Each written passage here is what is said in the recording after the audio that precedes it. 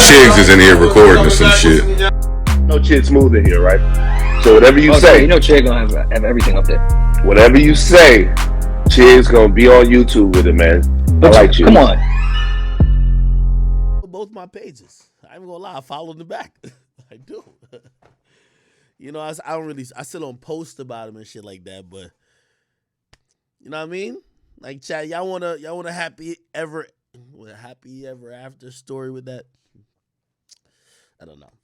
I was listening to his music today. I'm like, damn. Like there was a time. I'm gonna keep it 100. There was a time.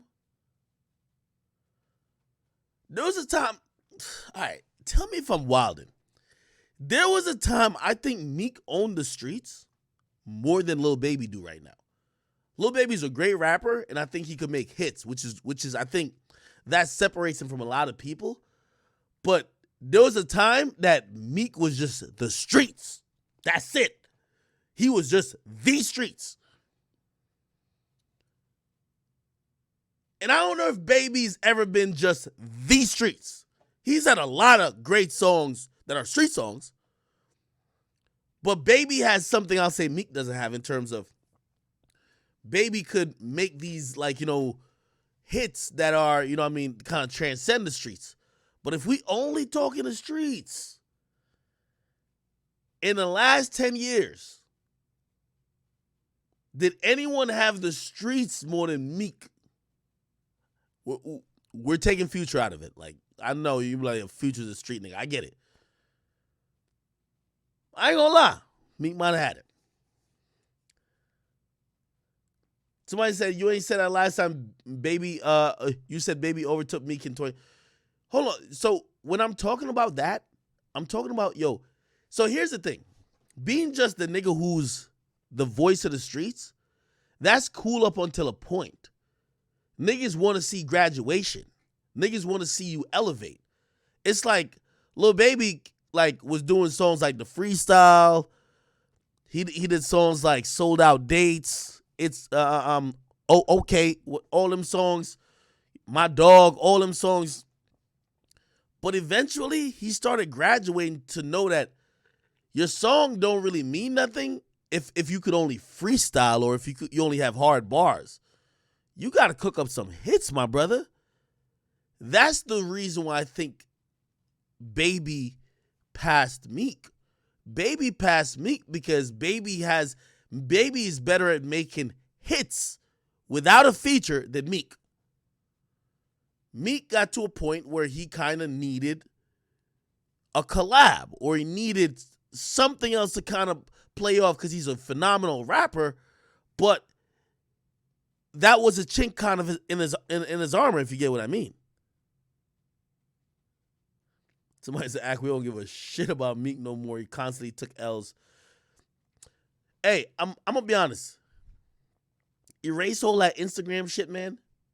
Like, Meek is like a fucking behemoth now.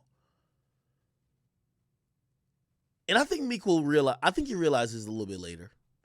It's like, he was taking on unnecessary fights, bro. Like, why? For what? Nigga, I'm gonna be honest with you. Like, nigga, Lil Baby purposely, as much as he's on social media, but he's not really saying shit on social media. Like, Meek started saying too much, which unfortunately, kind of characterizes you a little bit too crazy. Somebody said Meek is supremely talented. Yo, Brandon Cook, that's a great observation, but that might also be his downfall. Because when you think you're so talented, you think you could do anything. I think a lot of things he started to do was he was like, well, nigga, I'm Meek. And for a while that mattered, but then people, whatever.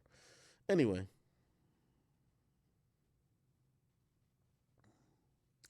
Somebody said, I got paid. No, bro, me and Meek have not talked, bro. I'm like, come on. Like we, since we was on the call, for the truce or whatever, with 21, bro, we have not talked.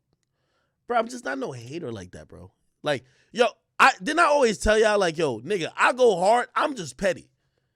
So when Meek was making it seem like, oh, yeah, I'm going to get jumped, killed, this and third. All right, nigga, I'm on you. Like, nigga, I'm just gonna whatever. But now we're at a place where it's like, and I know someone will be like, oh, you trying to rock it? No, it's like, but I don't even get up thinking about like anger or like whatever for me.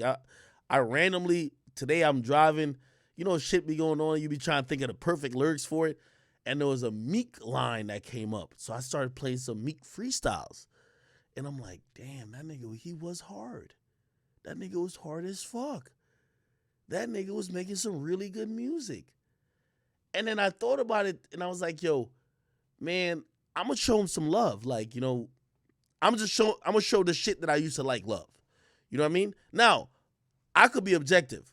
I do think that Meek has lost a little bit of his way with this Lil Baby wave that came.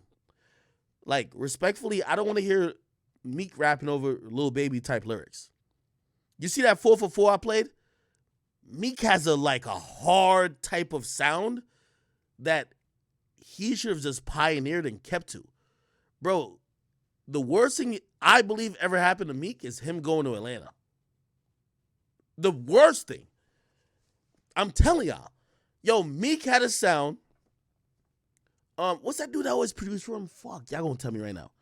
Meek had a sound that it just wasn't Atlanta, bro. Bro, I'm telling you, Meek don't sound better over these Atlanta beats than Lil Baby. That's the problem. Somebody said, Jalil Beats, yeah. Bro, yo, y'all can say whatever, but I'm being so honest with y'all. Meek had a sound, and you could say that sound was in Philly, but that sound was Meek. And I'm going to be honest with you, I think one of the downfalls of him is him acquiescing to Atlanta.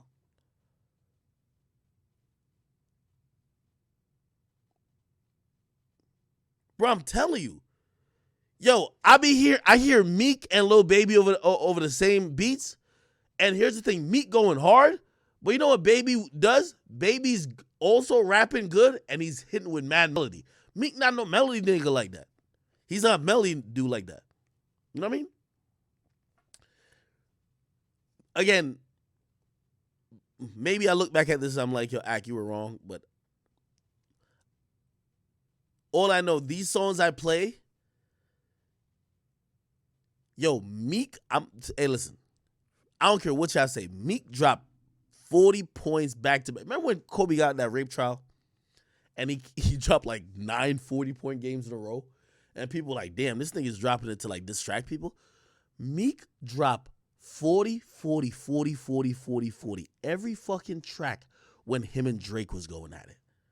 I think he saw his mortality for a second. He saw it. And every freestyle, that nigga was rapping like, especially when people said he lost the battle. Nigga was rapping like niggas was about to kick him out of rap. And I ain't gonna lie, even though I'm like, yo, Drake killed him. I'm like, yo, this nigga's rapping. Nigga, I could play the Panda freestyle. Boy, went crazy on that too. The 4 for 4s. I know that's a thing we gotta think of. But yo, when he did the little 4-pack, the 4 4s, bro, I'm telling you, it's the hardest shit. Well, you know, he's had some decent albums and, well, not decent, but good albums and like, you know, good mixtapes, but them 4 for 4s, bro, oh my God. Sorry. All right, anyway. I say that to say,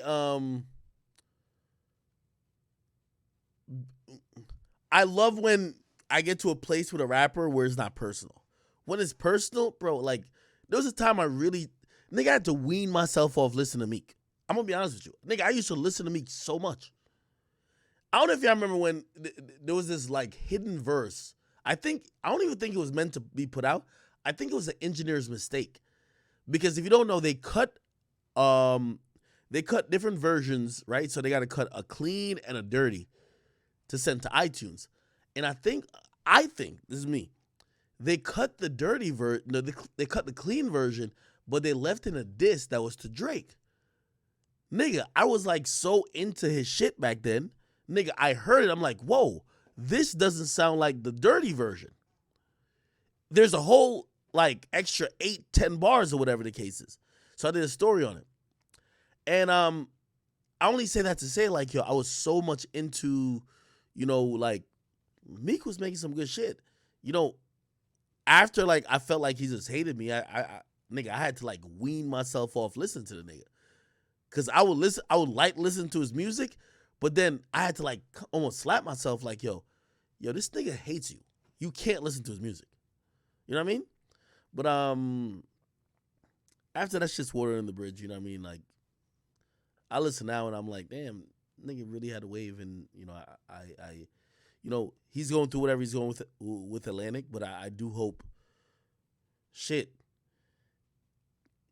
For me though, Meek got to get back in his pocket. Meek got to leave Atlanta, bro. Whatever the fuck this CopperCove shit is, bro, he got to leave it, bro. I'm sorry. I don't know what CopperCove is, but that's Atlanta. Like, yo, and Drill, if you're watching, this is where we cut to another fucking video. I want to remind all of you artists moving to Atlanta, this CopperCove, the Atlanta experience, the Atlanta culture that you're trying to immerse yourself in is Atlanta culture. It's not the same culture from your city.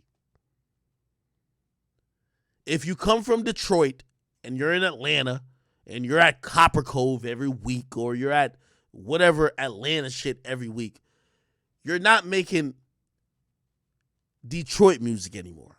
You're making Atlanta music. And it's okay, because a lot of people are willing to compromise. But when you are a regional act and a regional superstar and a regional, like, deity to those people, they don't want to hear you make what's popping in the A. And I get it. By the way, a lot of people move to the A. You know why? If I'm grew up in Detroit, why the fuck would I want to still live in Detroit and be fucking around with that type of scene? They're going to try to kill you. Same with Louisiana, same with Philadelphia, same with New York, same with like a lot of places in California, same with like a lot of cities we know, Chicago, whatever the case is. So eventually, once you get a little bit of buzz, you move. But a lot of people go to Atlanta and they don't impart their style on Atlanta. Atlanta kind of takes them, it swallows them. Pause. Atlanta forces them to acquiesce to Atlanta. You can't make Philly music in Atlanta. You can't make Chicago music in Atlanta. You can't make New York music in Atlanta. You can't make West Coast music in Atlanta. When you go to Atlanta, and this is, maybe I'm wrong, when I'm hearing people that go to Atlanta and try to make music, it sounds like either a replica or it sounds like it's very Atlanta influenced. It's very apparent.